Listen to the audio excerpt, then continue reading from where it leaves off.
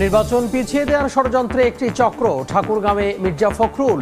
দেশকে গিলে খাওয়ার চেষ্টা একাত্তরের ষড়যন্ত্রকারীরা। ধর্মীয় বিভাজনের বিরুদ্ধে সতর্কতা। নির্বাচন ঘিরে নানামুখী চ্যালেঞ্জে বিএনপি। মনোনয়ন নিয়ে কোন্দল প্রকাশ্যে। জোটের আসন নিয়ে সংকট ঘনীভূত হওয়ার শঙ্কা।